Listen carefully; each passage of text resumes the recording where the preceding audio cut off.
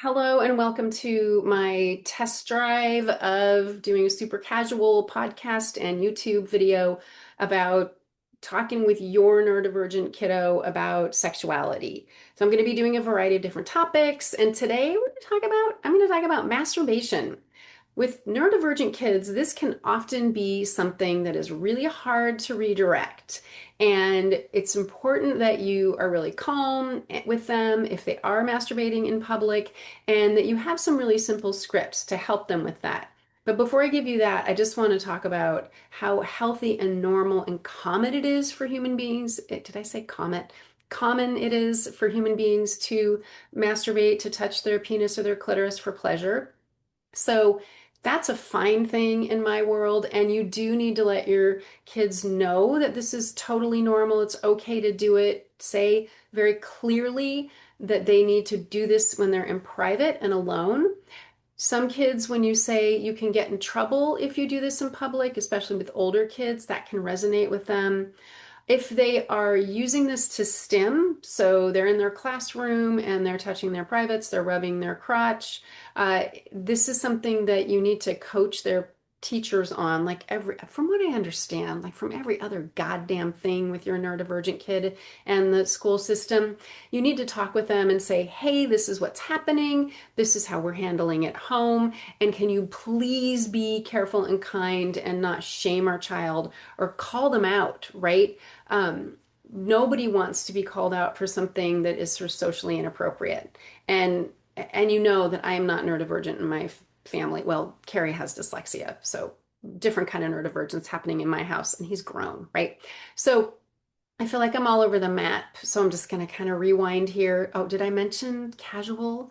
Anyway, so being clear with your kids that this is what this is, and these are the times and places it's okay to do this.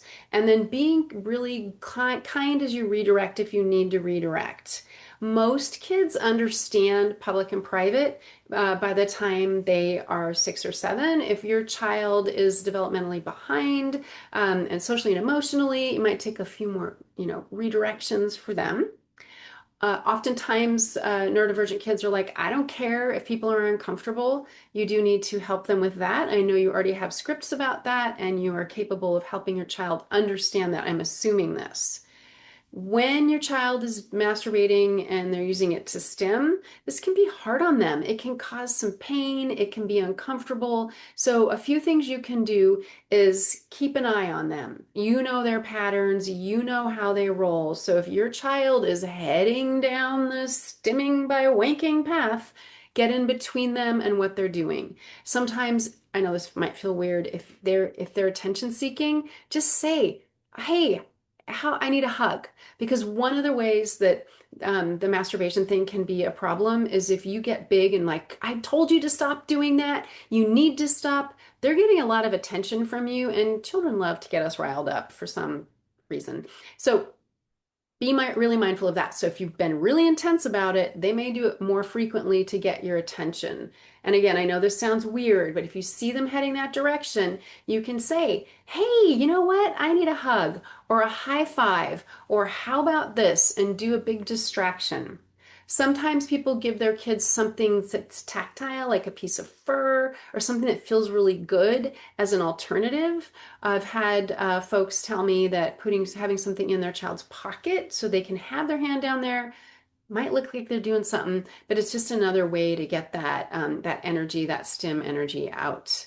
So I'm trying to think if there's anything else to tell you. If you have ideas, please let me know. Feel free to email me. This is something that's really common and can be complicated to redirect. And again, be mindful that shaming, yelling is not good for them. I know your lives are complicated and hard, and I know your kid may do a bunch of stuff that's very, I was going to say annoying and maybe a problem for you. But when it comes to sexuality and their sexual behaviors, especially with a person who's neurodivergent, it's important to be kind and supportive because they need you. Your kid is more vulnerable than a neurotypical child.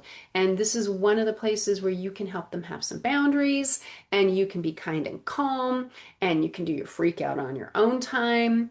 So there you go. Again, I love feedback. So, two things. If you're liking this really casual thing, I mean, I'm wearing a t-shirt that has a big swear word on it, and you might have heard my dryer go off and maybe my phone vibrate. Um, so if you're liking this, it's working for you, let me know. And then also, if you have other ideas about managing the stimming and the masturbating, that would be super cool to know. Okay. On my website, birdsandbeesandkids.com, there's a whole bunch of stuff for parents of neurodivergent kids. Y'all need help, and there's, near as I can tell, there's nothing out there really that's good except for me, so tooting my own horn.